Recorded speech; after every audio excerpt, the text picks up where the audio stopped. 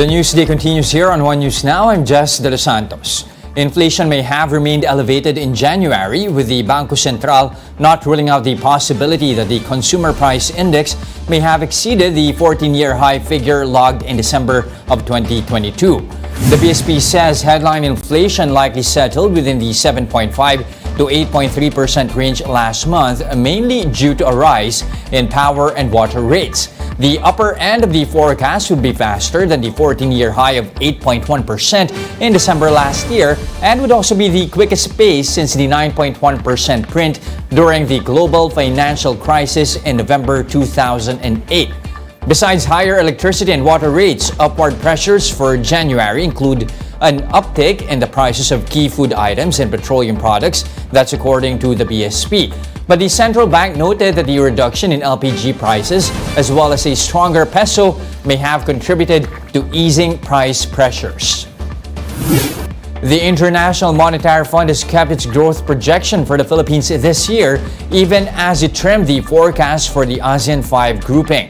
The multilateral lender expects the domestic economy to slow to 5% this 2023 due to a tighter policy stance and external headwinds such as spillovers from the war in Ukraine. This forecast is lower than the 6 to 7% target set by the government for 2023. This is also slower than the 7.6% growth last year, which was the best economic performance in more than 4 decades. For the ASEAN 5 grouping, the IMF trimmed the forecast to 4.3%. That's from 4.5% previously, on the back of a looming global economic slowdown. ASEAN 5 is composed of the Philippines, Singapore, Malaysia, Vietnam, and Indonesia. We'll take a look at the equity space after the break. Keep it here on One News.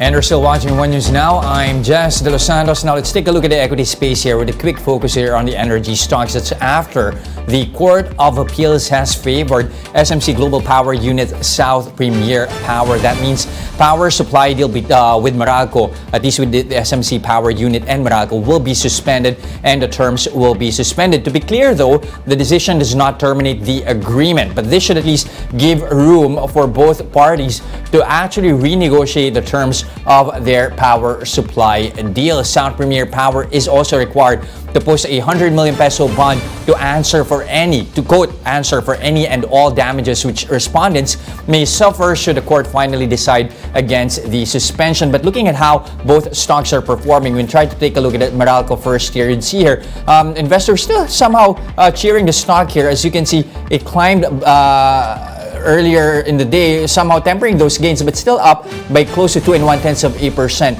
Now at 286 and 40 centavos a piece. On the flip side, though, San Miguel starting the day a bit of in the red here. As you can see right now, the stock is down by as much as 1%, now at 98 pesos and 85 centavos a piece. When you try to take a look at least at our leaders and laggards here, let me refresh this one very quickly.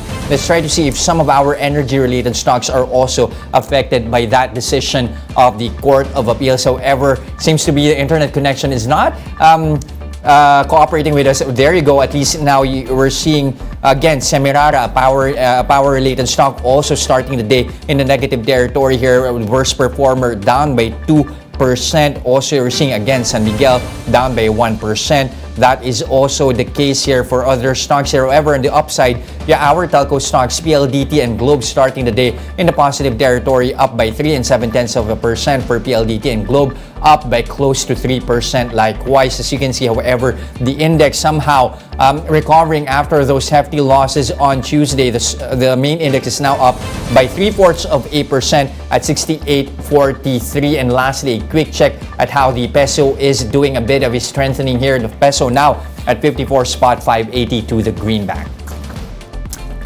Now, some gas companies are implementing a big price hike in LPG effective today. Petron says it is increasing prices by 11 pesos and 20 centavos per kilogram, while Solein has announced that it is hiking per kilo prices of LPG by 11 pesos and 18 centavos.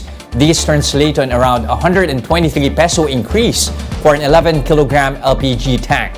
Now, based on earlier projections, total prices of an 11 kilogram tank could range at around 934 to 1,105 pesos.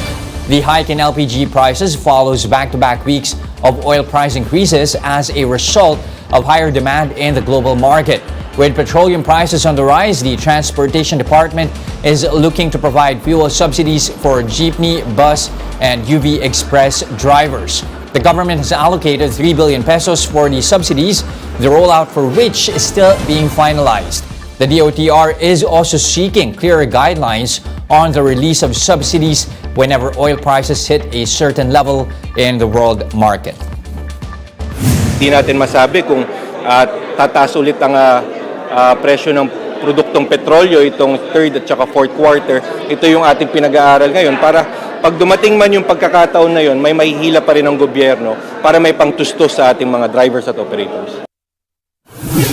For more updates, visit News 5, the Philippine Star, and Business World online. Visit our website, onenews.ph, for more in-depth analysis. You can also catch One News on the Signal Play app. Register for a free account now at www.signalplay.com and stream One News live anytime, anywhere. I'm Jess De Los Santos. Join us again at 11:15 a.m. We are One News, all sides, all the time.